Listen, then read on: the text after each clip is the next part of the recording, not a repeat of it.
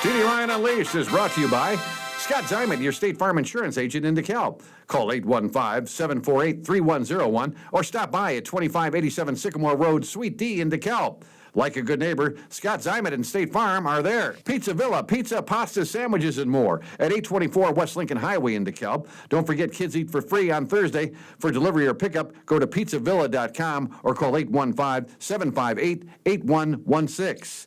Elder Care Services of DeKalb. Safe, secure, and supported, helping you stay in home where you want to be. Call 815-758-6550 or stop in at 1701 East Lincoln Highway in DeKalb or on the web at ecsdekalb.org. My Insurance Guy in Sycamore covers Medicare to auto care and everything in between. Stop by at 204 South Main Street in Sycamore. Call 815-899-0950 or online at myinsuranceguy.com. And welcome into TD Ryan Unleashed, podcast number 64. On today's privilege was Kevin Marshall. Kevin Marshall, we're going to learn more about Kevin.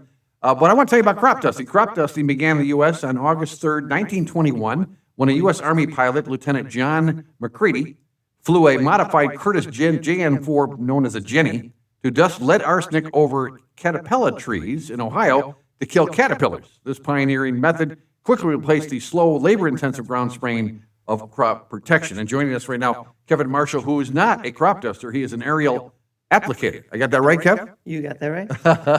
But it's ironic that I met you at a party not too long ago, and I didn't know when, and you told me about crop dusting and, of course, aerial applications.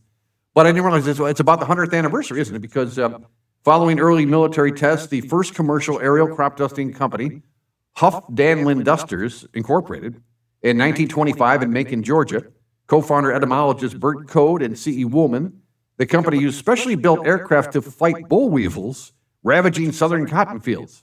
After shifting its headquarters to Monroe, Louisiana, its agriculture operation grew to pioneer early passenger routes and eventually became Delta Airlines. I didn't know that, but that's how it started. So they used to have to do this on the ground, right? And then we figured, hey, we can fly and we can do this a lot easier, right? Yeah, that's correct. I mean, I think through the necessity of just getting it done faster, because a lot of pests that you're dealing with, they don't wait for you. And so you gotta get it done efficiently. Yeah, and there's a lot of other uses too. I want to talk about that too with the different things that they use for the planes. But then the 20s and the post-World War II boom, it really hit big, didn't it, Kevin? Because we had all the extra planes from World War II, and they repurposed those planes, didn't they? That's correct. Yeah, yeah. And a lot of the pilots, that came back from the war, that worked out as well. Yeah, and then, of course, we'll talk about the modern era, the aerial applicators, and the air tractor and the thrush, which I believe you have an air tractor.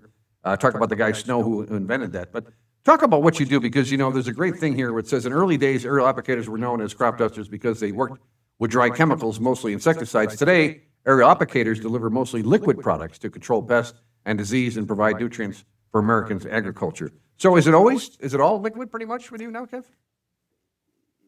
I would say when it comes to pest control, I'd say 95% of it's liquid. There is a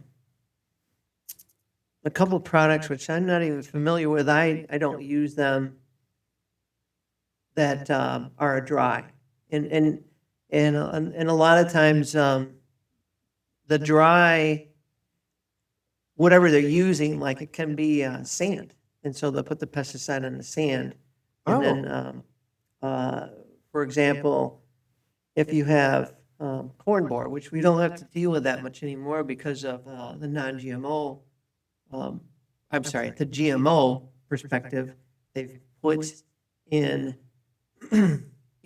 put something in there genetically that protects against. Right. Okay. But if you don't have that in there, the best way to get the pesticide where you want it is to these little sand granules, and they coat it with pesticides, and then that would fall into the world as you spread over the top of the crop. Okay.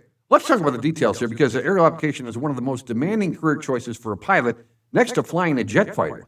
The ag pilot must have better than average concentration and faster than average eyes on the instrument. So tell us how you started doing this, Kev. How did this come about where Kevin became an aerial applicator? Well, it was probably a long-term pursuit. I mean, I can remember as a child, watching the crop dusters come and spray the fields, and admiring what they did, And so I always had So as a kid, you saw that. As a kid, you were on the Yeah, farm and yep. the Marshall farm, and Yeah, that's right. Yep. And used to go out there and wave, at Uh-huh. them as they're doing their thing, and that just I don't know. I'm a very curious person. That just always interested me. I didn't have a background of family that was in aviation or anything like that. So as I got older, did you build planes? Did you build model planes when you were a kid? a little bit. Okay. I did. I wasn't. I would say obsessed might be the wrong term, maybe from a lack of better terms with it, but just always interested in it. Uh-huh. Always interested in it. And I would say, in my 20s, a friend of mine said, "Hey, let's. I want to go get my hang glider pilot's license. Not a pilot's license, but that experience. Right, There was clubs you went to, and then they When would get was the you- last time you flew in a plane? Were you a kid? Did you fly as a kid? Yeah, we so this I don't know how old I would have been, maybe 8 years old, and our insurance agency and the owner of the insurance agency, Gene Bastian from Hinckley, had a plane, and he Oh, so you went up in a little plane. little plane, yep, Oh, wow. yeah, but although yeah, any large commercial jets, the first time I went in that was when I was on my high school class trip. Okay. So through my childhood, they had been flying twice. And in hindsight, were you more worried about the big plane as opposed to you at the wheel of your own plane?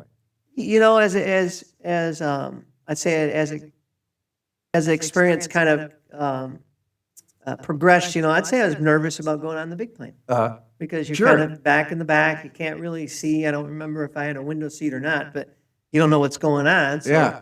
So you're just trying to figure out, okay, what's next, But in the little plane, I was probably 8. Like I said, I was probably 8, somewhere around that age. But I got to sit by the window. You're seeing what's going on. You're seeing what I could see what Gene was doing. What he was doing to control the airplane, and I was probably more comfortable with that. Is that right? Yeah, That's yeah. great. That's great. And maybe because growing up with my dad, and I mean, I was riding tractors since I could fit in there, Okay. since he'd carry me in there. So I was used to seeing him operate things. So maybe that's why I was more comfortable in that scenario than in the big commercial jet where I couldn't see what was going on. Now, when you were a kid watching the I don't want to say crop, the aerial applicators then, they didn't have GPS in there, did they? I don't know when the GPS came along, but what did they used to do, Kev? How do you keep track of where you are with the rails there? With the, Yep. So it was common during that time frame for they would have people on the ground, and they called them flaggers, and so they would be at the end of the field and with a flag, and then Is that right? they would pace off so many paces, and then hold up a flag, and then the guy would aim for the flag, And I have to think too that Well, they had to get out of there, right? Because they couldn't get crop dusted, right? They couldn't get. yeah, and I think they probably. I mean, Or I had don't some know kind of suit anybody on? that's done this, but I think probably the duster would shut off early, and then he would clean up the ends, do a headland pass. Okay. So when he had made all those passes across the field, they'd do a cleanup pass, and then the flagger would be out of the way, and then he would run on each end. We call those the headlands. So that would be the headlands are at each end of the field to kind of finish up. All right. Was it what is it, headlands? Headlands, yeah. Headland, very good. Yeah, I refer to them to this day as headland, and then all your rows that are in the field between the headlands, I call that the infill. And Okay. there's different terminology for different things, but that's what, fascinating. I reference it. Now, in this article here, they say, here's what an ag pilot does once he's checked out the field. As he approaches, he descends, he may be following a GPS guidance instrument for accurate positioning in the field. At the same time, he's pressing a smoker button to check the wind. Now, do you still do that, Kev? Is this an old thing, or is it? No, that's So you got to know which way the wind's blowing, obviously. yeah, then that's very important, especially in this area. I mean, there's quite a bit of population in this area, so we're interacting with the community every single day, and the wind and how we do the application really affects where it goes. So if I'm like if I'm coming to a field and it has one or any, like one house or 10 houses, well, our first plan would be to know where we're going ahead of time that day. And let's say if there's a subdivision, we probably wouldn't spray that field until we had the winds that were blowing away from the subdivision. Okay. Oh, you got to factor all that in. Okay. Yeah, so we start there. But so then when we get to the field, then we want to wind check again and see where it's going. And really what we're probably doing when we're wind checking is when the winds are light. If they're strong, we know, or we already know we don't need a wind check. But if they get down, let's say 5 miles an hour or less, it's very difficult to tell that when you're flying. And so we would enter the field, and then most of the time I'll check it before I would start applying the product. So we check the wind and see, okay, yeah, it's blowing southeast, away from the home, and then okay, we know what we need to do. So he presses the smoker button to check the wind. He may be dropping a flag to mark his place. Now, is that in place of the guy standing at the end of the field? Is it the dropping a flag doesn't happen anymore? So that it doesn't happen anymore. Okay, that came after the flagger person that was on the ground for guidance. So they came up with these devices that you mounted on the wing, and it looked like I've never used them, but I've seen them. You would fill them up like a stack of napkins, so it'd be like a napkin holder, and then they're operated electronically, and so when you push a button, it would dispense one of these flags. Yeah, and it would be probably maybe I don't know, maybe 12 inches long. I'm not sure on that. Never used them, and then they would dispense that out, and it would once it dispensed, it would deploy as a linear thing, and then land. Okay. On the What ground. about a windsock? Do we even use any? Is that even a thing anymore? Well, the windsocks, they would be mostly at the airports. Okay. And so there wouldn't be any of that at the field location for that. But yeah, there's old timers used to talk about, like, they would try to dispense the little flags onto the wires. They could. And time it to see if they could get that little strip of paper on the wire. Yeah, that's pretty accurate. Yeah. Now, settling over the canopy with only 3 to 10 feet to spare, starting the spray with his left hand. So you're driving with the right hand and you're releasing the spray with the left hand. Is that right, Kev? Yeah. Well, no. For me, I'm driving with my right hand, and the left hand is doing various things like controlling the power plant, and then managing flaps in my case for the plane that I fly, and doing all the background stuff, adjusting things on my GPS displays, things like that. And then there's so you're flying at about 140 miles an hour while you're doing this. That's right? correct. But well, 150 is what mine. Okay, 150. Okay. Yep. And the bigger they go, the bigger they are, the faster you go. And then rising and descending gently to follow the ground, hitting the smoker again, and watching for obstacles, all at 140 miles an hour. So do you have the right of way? Like you talked about the ultra glides and things like that. Do you have the right of way, or is there a right of way situation there? Or? Well, the only right of way situation is really what the FAA kind of describes, and anything that doesn't have. Let's see how this goes. So you have your gliders, your balloons. They would have the right of way. Okay. Because they don't have an engine. Okay. So we can maneuver around them. They can't really. They can maneuver, but they have the priority. Okay. Then there's right of ways depending on if you're converging and things like that. But I just saw there was an article, or it must have been on YouTube, with a small plane hit an ultra glide. And they were paraglider. saying, paraglider. Did you see that? Yeah, I did see that. Okay.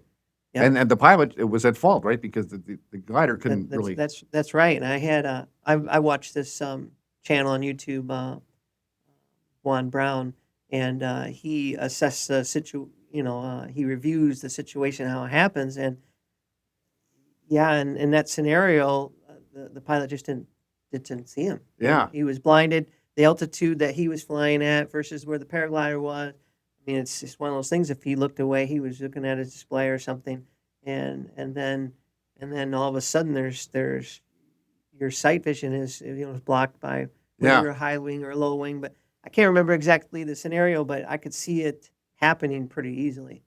But probably where the fault started is that the paraglider was in a designated area that happened. Okay. So when you head to those areas, you better be watching what you're doing, or maybe running at altitudes that they are not for the Okay. most part.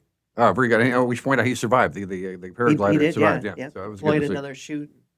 Now, you're a very rare cat, and I say that because now this is an article, it's only a couple years old, but thanks to innovation agriculture aircraft pioneer Fred Wick and others, there are approximately 15,060 aerial applicator businesses in the United States. In addition, the country boasts about 3,400 total agricultural pilots who work in all 50 states. Each year, these pilots treat 127 million acres, or about 28% of Americans' cropland. Is that pretty accurate there, as far as you know? So you're only one of 3,400. I mean, that's a pretty rare group there. Yeah, I would agree with that, and that sounds fair. It sounds fair, and it's more common in other parts of the country, partly because of where they're located in, and partly because of the type of crops they're treating. For example, I have a friend, Chuck Travis, who comes up from Mississippi, and he works in they call it Delta area. It's basically an area that's along the Mississippi. Sure, the Delta, okay. Yep. That Delta, Dawn, what's that flower? Don't get me started. But anyway, it's an area that was converted to farmland, and it's farmed very extensively, and so timing is very important. So a lot of, like, he might go across one field 8 times. Really? Yeah, he could be doing the planting, then he's doing maybe multiple trips of fertility, and then pesticide. And Wow. it seems like they have more, they're doing more pest control in that area. In this area, almost. What's the biggest problem? Huh? Pest-wise, what's the biggest problem pest-wise in this area?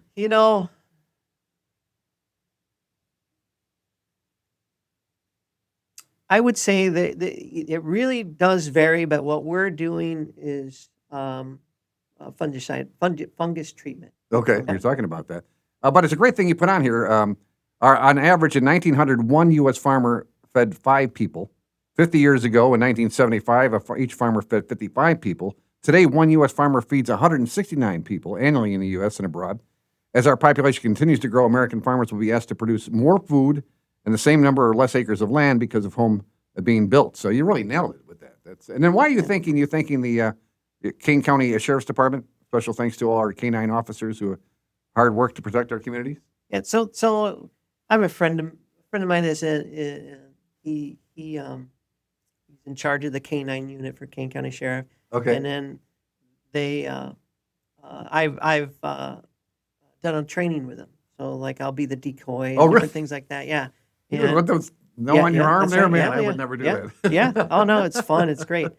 And so I donated some money to that organization. They had, it's I can't tell you what it's a foundation they organized, and they lost a canine here a couple of years ago, and so that's in memory of him. And so I donated some money, and I had the opportunity to at their fundraiser to be up on the screen, and do whatever they Sure. do. And, and I said, really, I just wanted to get some information about agriculture out there. He's like, yeah, we'll make something up. So Colleen and I decided to make this up. And so this was at every dinner plate, That's great. It and really had hit some. And then we're going to talk about the other side of that card, too. But then what about the dog? What was the dog's name? Do you remember the dog's name? Hudson. All right, okay. Yeah. What a great story that is. Yep. So a great article here about you, Kevin. Big Rock and farmer Kevin Marshall uses his air tractor to apply pesticides to control insects and other disease in corn, soybean, and wheat fields.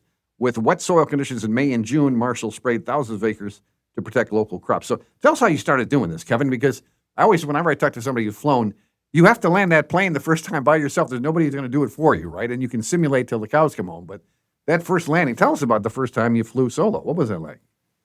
Well, are you referencing the first time I flew solo like in general aviation, because you start there, Right. and then I want to ask you about the applying, but what about the first time you flew? So, yeah.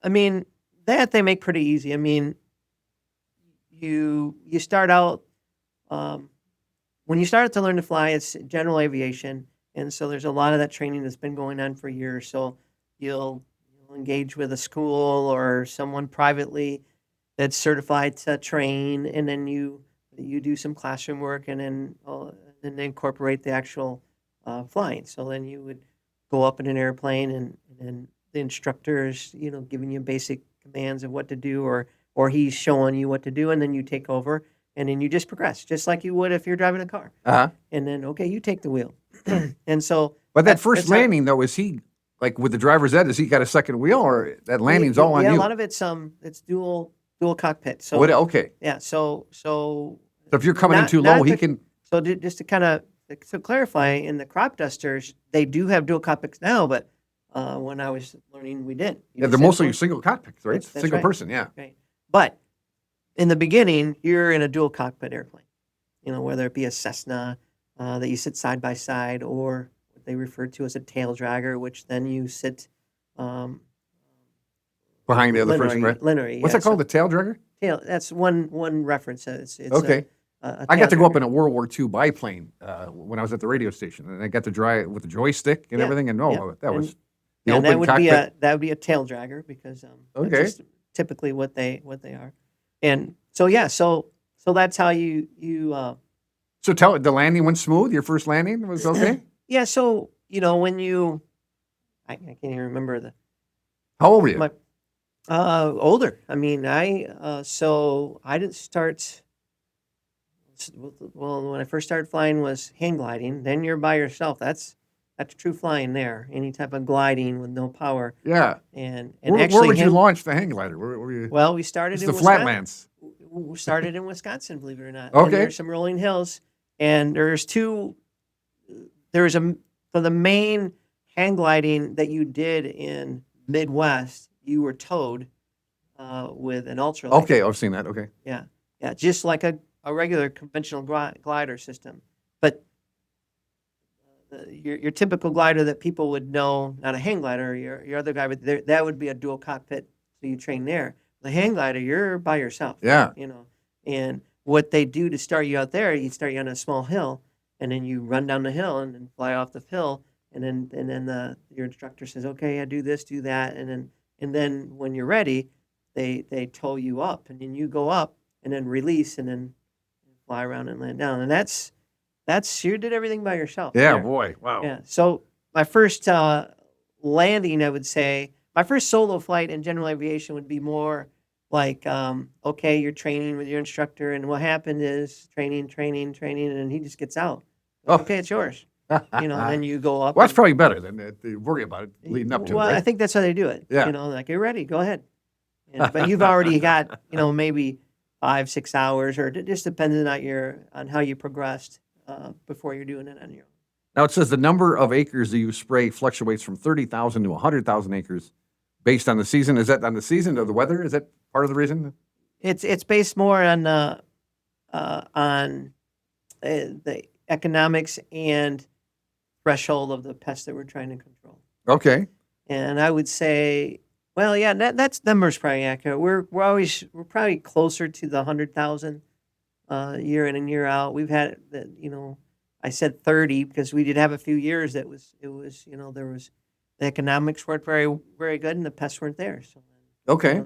Well, how did you start your business? How did you start the aerial applicator business? Yeah. Okay. So, obviously, this is something I always wanted to do, and pursuing it was difficult. And I don't know if I put 100% effort into it. I had a job like everybody else. Right. So I was doing my thing, and We watch a lot of Shark Tank. The first thing you want to do is the competition. They always ask, well, what's your competition? Is there a lot of competition around here for what you do? no, there's not, and it takes a lot to get there, I would say. So it's not like people are just coming in and starting up a business and going. Right, right. It's not easy. Yeah. So how I started was I was farming, and then I was working for a company called CNH, which is Case New Holland, which Oh, I've seen that. Okay. Yep. Which at the time Fiat owned them. But anyway, Case New Holland in the farm machinery world, and I worked as a test engineer in the planter group. So I would test planters. And a coworker actually wasn't technically in the planter group; he was in the technology group. And so we interacted because of the technology would be in whether it's a tractor, combine, planter, whatever. And got to know him and his family. His dad crop dusted, and had a family business. And I showed an interest and I said, well, come on out and visit. They lived in northern Indiana. And so went over there and visited. And next thing you know, that I was helping them on the weekends and doing things like that. And then his dad said, hey, you want to fly ag? And I go, you betcha. And he goes, well, go get all your general aviation certificates and then we'll put you in a plane. And at that time, so this would be over 20 years ago, we really weren't spraying fungicide on crops.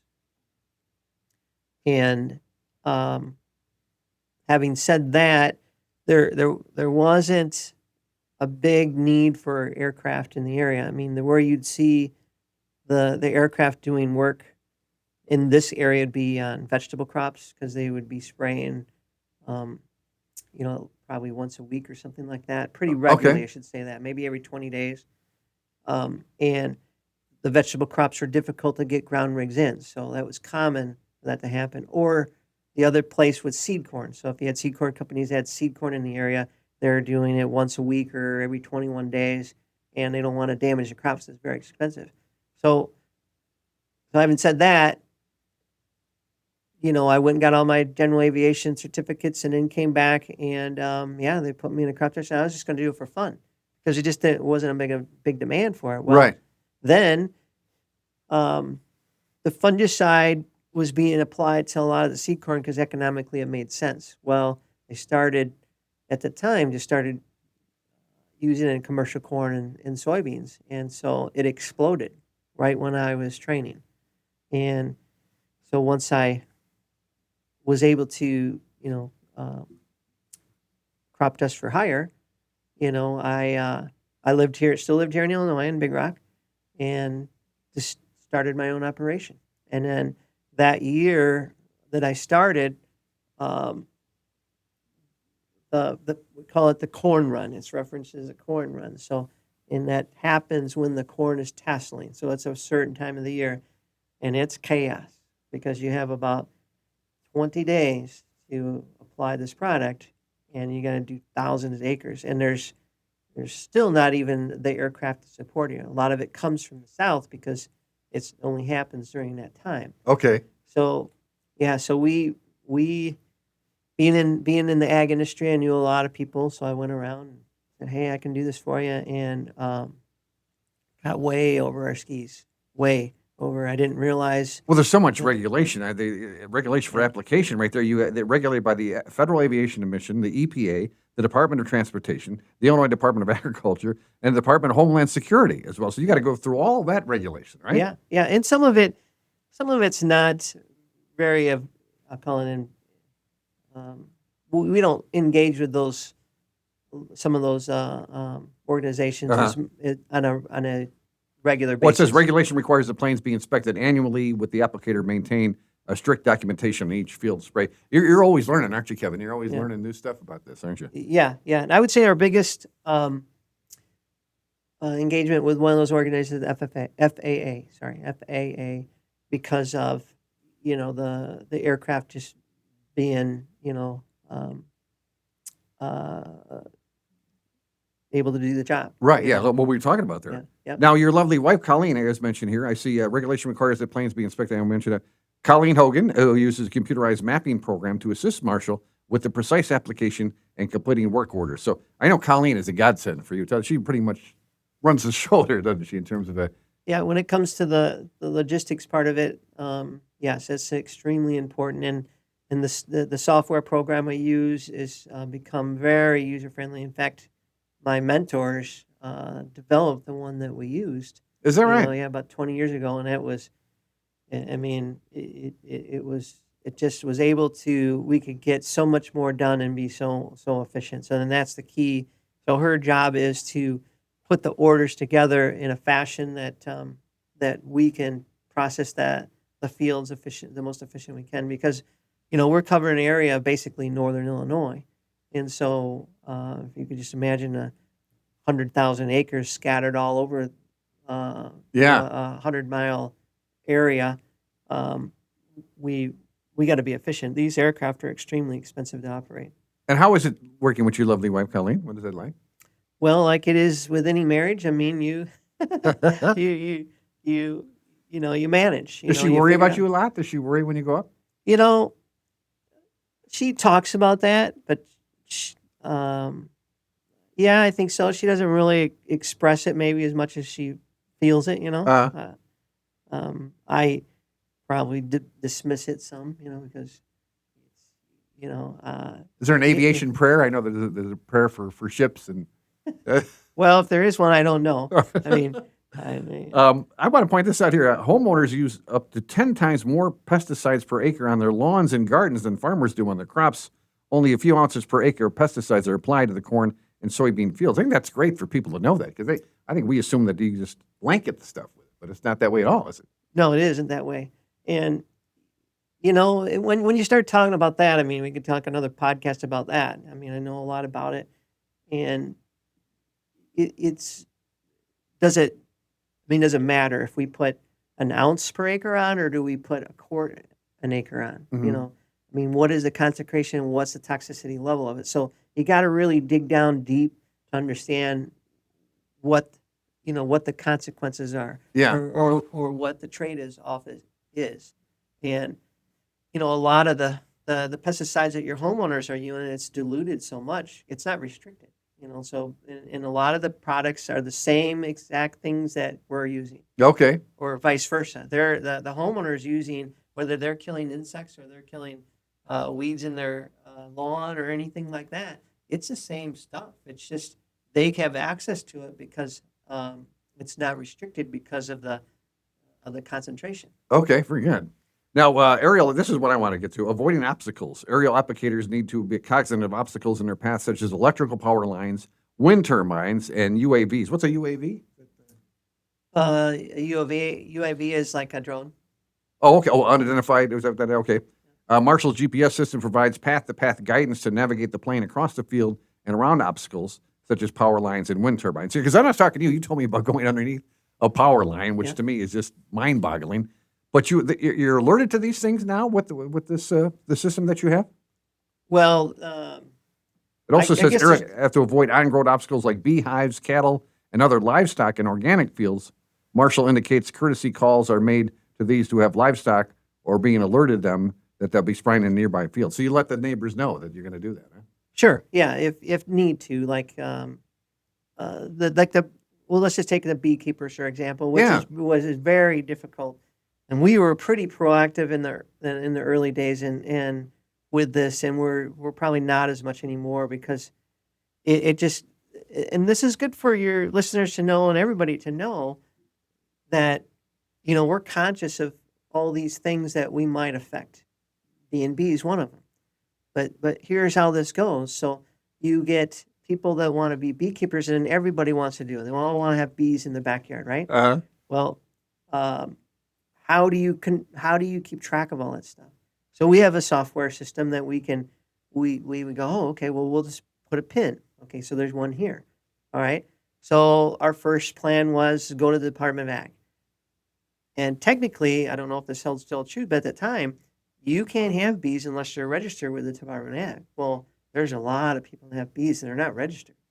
And we didn't realize it at the time until we started So documenting. technically, you wouldn't have to tell them because their bees aren't registered, right? I mean, technically. Well, exactly, yeah. And it gets even harder. So we call up the Department of Ag and say, hey, we're going to do this. We're going to put a pin wherever the beekeepers are. Oh, yeah, that's great. So then we can tell them, that we're coming, we're going to spray this field. They can lock up their bees because they can lock them up, or we spray in the morning or in the evening to try to avoid them. But here's how it goes. So we get the list, and we have a person in the office that's putting the pins, and then at the time we go to call them, we can't get a hold of them. And then when we get a hold of them, we find out that's where their home address is. That's not where the bees are. Oh, So it just became very, very difficult. And so, and then time consuming. And when we're running, I mean, like I said, most of what we do around here is done within a 30-day period, and we're probably squeezing on to 20 days. yeah. And then once we have an action in place, I mean, we got to go. We can't wait for the guy to call us back when it's convenient for him. Right. Wow. So that's one of the challenges with that, and how we use the software to manage some of that stuff. And then like anything that's moving, you just gotta look for it. But if it's a windmill in my area, I know where they're at. I mean, we do use that if we have pilots that are not familiar with the areas. Like, okay, this field has windmills in it, or high tension wires, or any kind of obstacle you gotta look for. And Yeah, actually, it only takes one, right? It only takes one. yeah, that's right. And there's some wires some of the wires that the high tension wires you can see from miles away. We'll get wires that are cutting across the corner of the field that you don't see, and you have to look for the poles then when you're circling the field, and you see, okay, oh, there's a pole. Oh, there's the other one. It's in the yard. It's a wire is going across the field on an angle, usually cutting the corner of a field off, and then that's usually the ones that get hit because you don't see them until the last second. Yeah. Wow. That's amazing what you do. We're here quickly. I'm running out of time. We've got so much to talk to you about. But Sure. Leland Snow, I mentioned to you on the phone. Leland Snow is is a frontier in aviation. The Mount Rushmore of aviation. He would be on the Mount Rushmore. I told an interview in 1966. You do your own flying, and you don't have to answer to anyone except the farmer if you goof on a job. The ag pilot has the most freedom than anyone else in the air. Is that true in your mind, Kevin? Because you think about that. All the pilots, you're so regulated. You got all the people FFA, but when you're up there flying, you're pretty much on your own, aren't you? I would say yes, and I would say as much as we're regulated, even from the FAA's perspective, I mean they really kind of leave us alone. I think partly because it's ag, and to be quite frank, ag gets we get some exemptions, and we get to do things that in other parts of the industry that are more regulated, and rightfully so, because again, I told you, it's so timely. I mean, you got a small amount of time to get this product on. That's why probably aerial application, evolved the way it did, right? Because we can get across it so quickly. And so even when we, like at DeKalb Airport, if I have to get permission from the airport manager, but I can deviate from standard procedures, because I want to get in and out as quickly as possible. So, and usually that works well. I communicate what I'm doing, but there's a standard procedure based on the winds, but I ignore what the wind is doing because I want to get to the truck as quickly as possible and get away from the truck as quickly as possible. So that's just one example of what we can do because of the industry we're in. Oh, very good. Now, when he was Snow, I guess he did like 70 different or 30 different prototypes. But one thing he's quoted here saying, no preliminary engineering and computer was done when Snow talks about his S1 prototype. I merely operated on the premise that since it looked like a big model airplane, I proceeded accordingly. That's why I asked you about building the model airplanes earlier, because that's how he did it. He kind of did it like a model airplane. Did it in his garage, and then when he started it, he needed funding, so his mom borrowed against their family car. Is that right? I love this part. Snow lacked advanced technical methods in his modest Harrington shop. He improvised his own DIY protocol. He stacked 280 50-pound bags of insecticide atop his S2 wingspan, tip to tip, applying 14,000 pounds of stress to the wing structure, equivalent to a 4.2 G in flight. Yeah. How brilliant was that? It's in his book. There's a picture of it in his book. That I have with me. Yeah. Oh, that's amazing that this guy. And when a wing sheared off, in a later high-speed test, the defect traced to a misplaced decimal point in the wing stress calculations, Snow had to bail out of his S2 prototype and was destroyed. Local Harrington banks got nervous and cut off his financing. So then he was on his own at that point, huh? Yeah. And then, I love this one. For safety's sake and probably appearances too, it was suggested that Snow give up his war surplus Harley-Davidson motorcycle that was his principal mode of transportation around town. He declined. Yeah. I can see His book. Hey, maybe you shouldn't be driving that motorcycle around. Yeah. And I mean, I have his book here with me, and just the things that they did back then, and how they got through what he did is just absolutely amazing. Here you go. For 18 months, Snow put in 10 hours a day, 6 days a week, designing the first air tractor, which is what you have, right, Kev? Correct. Working by himself, he generated over 600 drawings and 700 pages of engineering reports required for certification. And again, it all had to be certified, right? Sure. Amazing guy. That's only just a small portion of what that guy's done. Well, he also, two notable crash protection features: the cockpit roll cage, like they have in NASCAR, and wearable inflatable airbag restraint harnesses. Now, what do you wear, Kev, when you fly? What do you? Well, I have the inflatable. Not every airplane is equipped with that, but mine has the. So it's a inflatable airbag. wearable inflatable airbag restraint harness. So like you're all like the marshmallow.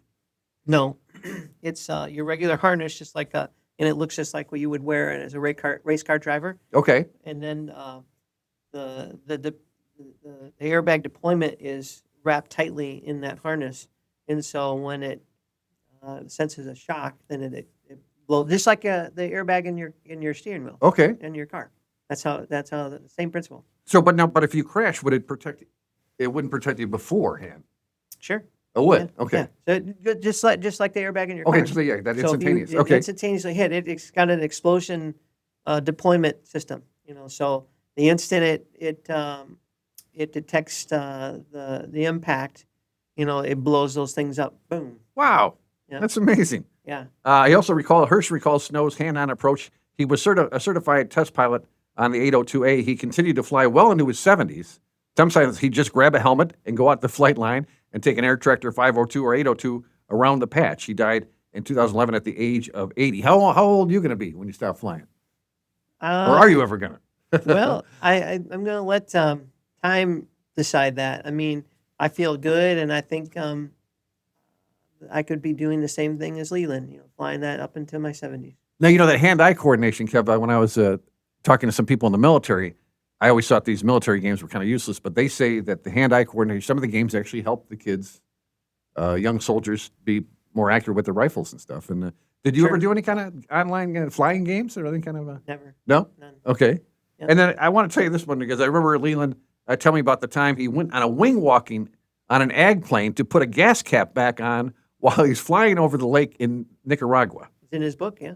Was it really? Yep. So he's flying up there. He's got the gas tank is open because he's got the top. He walks out. Well, it's not open. What happened is the way that the fuel tank was vented was through the cap, and I don't know exactly. I haven't seen one, but anyway, he put it on backwards.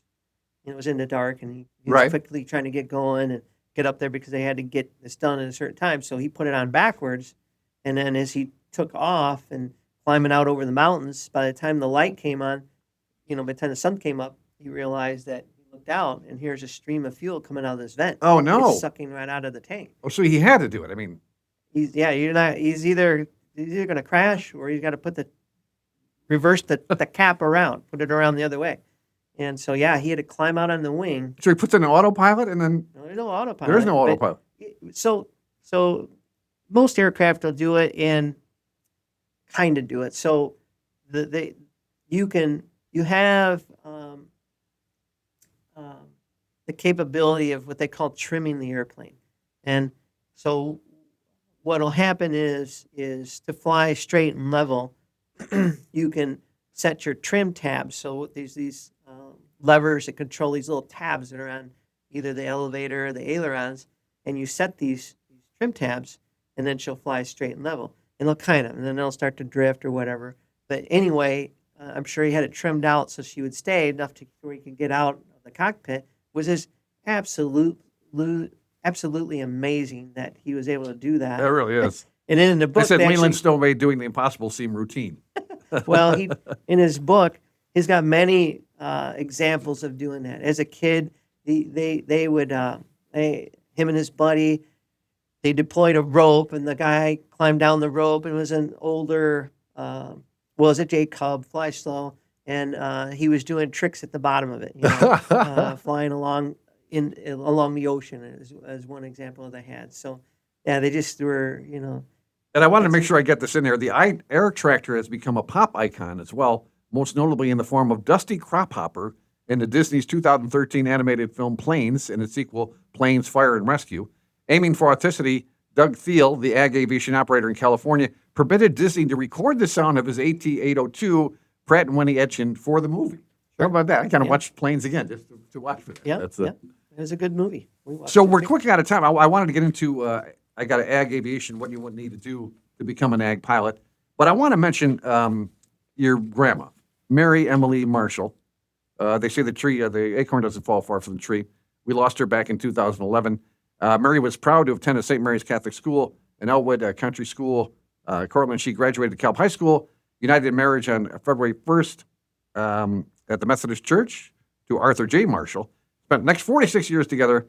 Mary and Art farmed in Big Rock for over 30 years, and after retirement, Mary moved to the family farm in DeKalb. So is that where the farming comes from you, Kev, with the family? That generation on that farm that she's referencing. And it says Mary loved the farm and had a keen interest in discussing the crops with her family. So did you learn about a lot of farming through her? Sure, yeah. Sounds like a really special lady. That tells stories about the old days, traveling to Hawaii and Alaska were her favorite trips, and of course her grandkids as well. But I wanted to mention that. No, that's good. So tell us about, you brought a son. We got about 5 minutes left. I could talk to you forever, Kev. Sure. Well, what did you brought a rock or something? What is that you brought? Yeah, I found this and I've been showing people. So we don't know exactly what it is, but you find different things of being out in the field all the time. And anyway, it appears to be like a foot, Yes, it does. Foot of a Like a bird of some kind? Bird of some kind, and it's fairly large. Well, anyway, pretty intriguing. So I took it to my uncle, which he's got some experience in artifacts and things like that, and he had a friend. We sent it to him, and what we think it is, because there's actually a fossilized seashell right there. Wow! And we think this is coral, like a fossilized piece of coral, and it was found in DeKalb County. So roughly, any idea how old that would be? I mean, I don't know. Back when we had water in the wow. Yeah, yep. So even there's water there. So that's amazing. Yeah. And finally, CJ, tell us about that. Now your son is doing what you're doing. My favorite question when I was on the radio. Pardon me? His name is Reno. Oh, Reno. Where am I getting CJ from? I know. That's somebody else I was interviewing. I'm sorry. But nature versus nurture. I was always ask people, if your dad didn't do this, would you do what you do? A lot of farmers with that case, and I was always impressed by the number of kids that were farmers that wanted to come back on the farm. A lot of them wanted to go off to school, but then come back to the farm. Sure. But what are your thoughts about that? With the thoughts about nature versus nurture? Yeah, I mean, did you want your son to do what you're doing? And he watched you obviously in the younger years, and he obviously holds you on a pedestal. And I think we could have another podcast about that too, because I'm very curious, and I like to watch how people do things and how they progress and things like that. So I don't have a good answer for you. And I would tell you with Reno, he's actually my stepson, and I never pushed him into anything, agriculture or not. I always said, you'll figure it out, and then when he was starting to figure it out, I'd help him, make decisions and answer questions and explain to him the experiences I've had doing different things. And when he was a young man, he showed interest, and he had other influences in aviation. So his grandfather was a Vietnam veteran, flew a few helicopters, and so he had been exposed to that too.